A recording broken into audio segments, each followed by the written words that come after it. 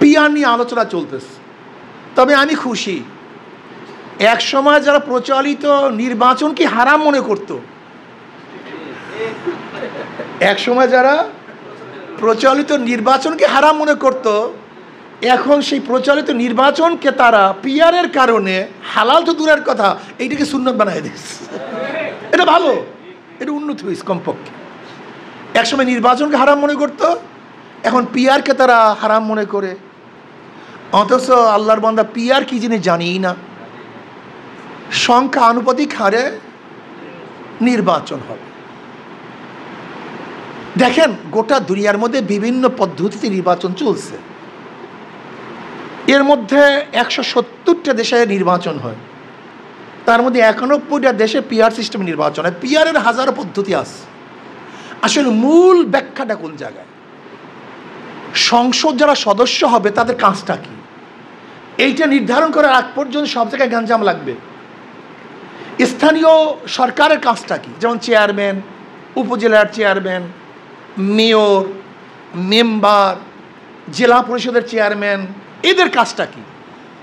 স্থানীয় পরিষদ এবং সংসদ, এই দুইটার মধ্যে পার্থক্য না বুঝলে পিয়ারে গিয়ে আপনার গ্যাঞ্জাম লাগবে। পিয়ারে গিয়ে কী লাগবে?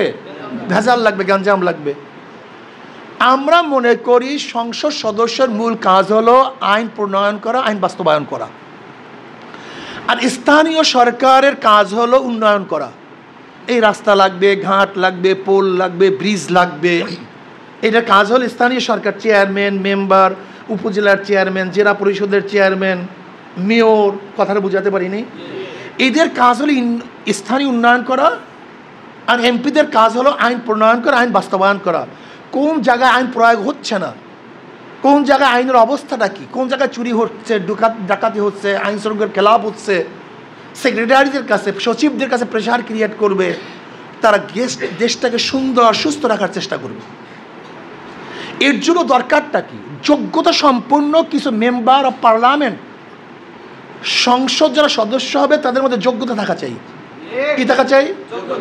যদি যোগ্যতাই না থাকে তাহলে সে আইন প্রণয়ন করবে কিভাবে?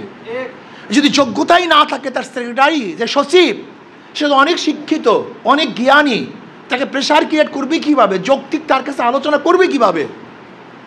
এর জন্য আমরা মনে করি যে সংসদ সদস্যদের অনেক বেশি যোগ্যতার প্রয়োজন, জ্ঞানী হওয়ার প্রয়োজন। তারা আইন প্রণয়ন করবে, দেশকে কীভাবে ডেভেলপ করবে, অন্য অন্য দেশের সাথে সম্পর্কটা কিভাবে রাখবে, কতটুকু রাখবে, কতটুকু বাদ দিবে, কথাটা বুঝাতে পারি রে। গোটা বাংলাদেশের অর্থনীতির অবস্থাটা কী হবে, অর্থনীতি বাজেট করবে, অর্থনীতি কোথার থেকে আসবে সে ব্যাপারে তারা চিন্তা ভাবনা করবে। এইটা হলো পার্লামেন্টের মেম্বারদের কাজ। এখন কি করবেন? যদি পিআর সিস্টেম নির্বাচন হয় তাহলে আদর্শ ভিত্তিক নির্বাচন হবে, মার্কা ভিত্তিক নির্বাচন হবে, সংসদ যৌথ হবে, সব আদর্শের মানুষ সংসদে যাবে, সব আদর্শের মানুষ প্রত্যেক আদর্শের কথা বক্তব্য তুলে ধরতে পারবে, প্রত্যেক আদর্শের মানুষ তাদের বক্তব্য তুলে ধরতে পারবে। যেমন হিন্দুরা বলবে আমাদের এই সমস্যা, খ্রিস্টানরা বলবে আমাদের এই সমস্যা। এখন বলতে পারেন হুজুর তাহলে হিন্দু খ্রিস্টানদের তো সংখ্যা বেড়ে যাবে, এটা আপনারা ভুল বলতেছেন, এটা ভুল মেসেজ। বাংলাদেশে মোট সংখ্যালঘু পার্সেন্টেজ 7 বা 8, 92% মুসলমান। সংখ্যালঘুদের মধ্যে আবার হিন্দু আছে, বৌদ্ধ আছে, খ্রিস্টান আছে। আমি কথাটা বুঝাতে পারিনি। যদিও ধরে নেন তাদের মধ্যে যদি ঐক্যবদ্ধ নির্বাচনও করে তাহলে তাদের সংখ্যায় কতটা সিট আসবে? বরং বর্তমান যে সংসদগুলো চলতেছিল তাতে কিন্তু সংখ্যালঘুদের সিট অনেক বেশি। কোনো সংসদে 18 জন, 20 জন, 25 জন। কিন্তু ওরা যদি সব ঐক্যবদ্ধভাবে খ্রিস্টান, বৌদ্ধ, নিগ্রো, পাহাড়ি সবাই মিলেও যদি নির্বাচন করে তারপরে এতগুলি সিট কোনোদিন পাওয়া সম্ভব না। আমি কথাটা বুঝতে পারছি? কোনোদিন পাওয়া সম্ভব না। অথচ বর্তমান প্রচলিত নিয়মে কিন্তু তাদের সিট অনেক বেশি। যারা ভুল মেসেজ দিচ্ছেন আমি বলবো 92% মুসলমান যদি এক হয়ে যায় তখন তাদের সিট থাকবে কত? 92%। ধরে নেন আজকে হোক কালকে হোক, যদি মুসলমান বা ধর্মের ভিত্তিতে কি হয় নির্বাচন হয় যে হিন্দু খ্রিস্টান বৌদ্ধ এক গ্রুপ আর মুসলিম ভিন্ন গ্রুপ। তাহলে মুসলমানদের ভোট পারবে কতজন আর ওদের ভোট পারবে কত? 7 বা 8%। সমস্যা কোথায়? তোমরা চিচ্ছ তোমরা 92%। আর তোমরা যদি 92% থাকো তাহলে কি কোনো অবস্থাতেই অন্য কোনো আদর্শ তোমাদের বিজয় লাভ করতে পারবে? অবশ্যই না। ভুল মেসেজ দিয়েন না। পিআর সিস্টেমে নির্বাচন এটা শুধু আমরা প্রথম দাবি করি নেই। 2008 সনের আমাদের ইস্তেহারের মধ্যে পিআরের কথা আমরা বলেছি।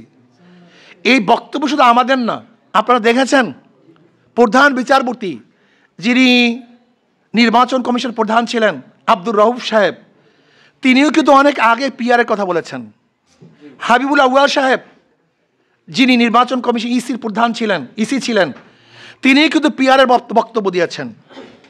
শুধু কি তাই, গোটা বাংলাদেশের যারা জ্ঞানী, যারা ফ্যাসিস্ট চায় না, যারা চায় না লুটপাট, যারা চায় না অত্যাচার অবিচার, তারাও কিন্তু পিআরের পক্ষে। পিআরের বিপক্ষে থাকবে না এটাই বলছি না, এইটাই বলছি না। বলতে পারেন হুজুর আমার সংসদ কে হবে আমি চিনব না, আমি যাকে ভোট দেবো তাকে আমি চিনব না। আসলে ব্যাপারটা হলো আপনি তো ভোট দেন মার্কায়, আপনি তো ব্যক্তিকে ভোট দেন না। যদিও আপনি ব্যক্তিকে ভোট দিতে চান, তাহলে আপনি যাকে ভোট দিয়েছেন সে কি জিতবে এরকম কোনো গ্যারান্টি আছে? তাহলে সমস্যা কোথায়? আপনি যাকে ভোট দিয়েছেন সে যে জিতবে তো গ্যারান্টি নাই। তাহলে আপনার ভোটের বাহিরে তো আপনি আরেকজন সদস্যকে মেনে নিয়েছিলেন। বুঝাতে পারিনি? আপনি ভোট দিয়েছেন এক মার্কায়, নির্বাচিত হয়েছে, তা আপনার লোক তো সে নির্বাচিত হয় নাই, তখন কি আপনি তাকে মানেন নাই? যদি আপনার প্রার্থী নির্বাচিত না হলেও যেই প্রার্থী জিতে তাকে মানতে পারেন, তাহলে এখানে আপনার মানতে অসুবিধা কোথায়? আমি কথাটা বুঝাতে পারিনি। আমি তো এই কথা বলছি না আপনার নির্ধারণ হবে না, প্রার্থী একজন নির্ধারণ হবে। সে কে হবে? যে আদর্শবান, নীতিবান, চরিত্রবান, যার মধ্যে যোগ্যতা আছে।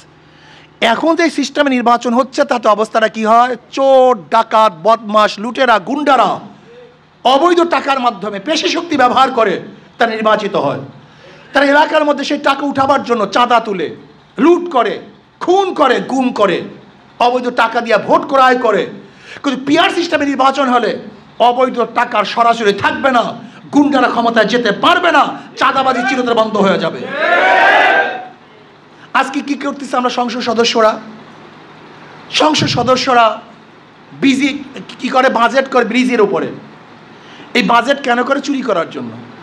কিন্তু যদি আমি সংসদ সদস্য ওখানে না থাকি, ওখানে বাজেট হবে কিন্তু আমার চুরির ভাগ থাকবে না, শতভাগ কাজ হবে।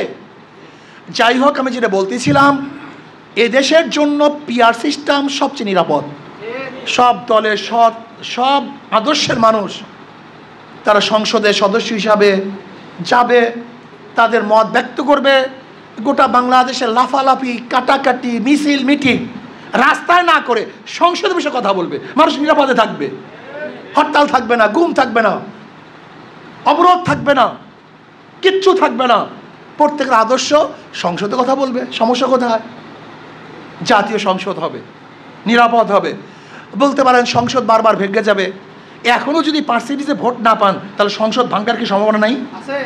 কি কথা বলেন না কেন? বলতে পারেন হুজুর সংসদ স্থায়ী হবে না, এটা দুর্বল কথা।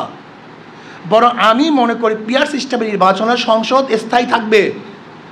যদি মনে করেন হুজুর না স্থায়ী থাকবে না, তাহলে আমি প্রশ্ন করব, এখনও যদি সংখ্যাগরিষ্ঠতা কোনো মার্কা না পায়, কোনো দল না পায়, তাহলে সংসদের কি স্থায়িত্ব থাকে? তখন কি সংসদ দুর্বল হয় না? তো এখানেও দুর্বল হয়, এখানেও দুর্বল হয়। নেগেটিভ পজিটিভ উভয় জায়গায় আছে। যদি পিআর সিস্টেমের নেগেটিভ থাকে 2টা, পজিটিভ আছে 98টা।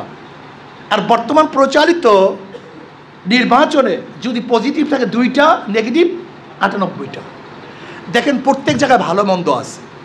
আমরা ঔষধ সেবন করার আগে কি দেখি? ঔষধ সেবন করার আগে দেখি এইটাই সাইড এফেক্ট হতে পারে, এই সাইড এফেক্ট হতে পারে, কিন্তু তারপর ঔষধ সেবন করি কেন? সাইড এফেক্টের সংখ্যা কম কিন্তু ভালো হওয়ার সম্ভাবনা বেশি। ঠিক আমরাও দেখব পিআরের ভালো হওয়ার সম্ভাবনা বেশি না বর্তমান পরিচালিত নিয়মে ভোট হইলে ভালো হওয়ার সম্ভাবনা বেশি? যদি দেখি পিআরে নির্বাচন হলে ভালো হওয়ার সম্ভাবনা বেশি, তাহলে আমি অনুরোধ করব বাংলাদেশের জন্য পিআর সিস্টেম নির্বাচন সবচেয়ে নিরাপদ। পিআরসি নির্বাচন করা উচিত। পিআর কারা চায় না? কে চায় না? পিআর চায় না যারা সন্ত্রাসী করে নির্বাচিত হতে চায়, তারা পিআর চায় না। যারা দখলদারি করতে চায় তারা পিআর চায় না। যারা অবৈধ টাকা দিয়ে ভোট ক্রয় করতে চায় তারা পিআর চায় না। আর যারা স্বচ্ছ ও সুন্দর আদর্শবান মানুষকে ক্ষমতা দিতে চায় তারা পিআর চায়।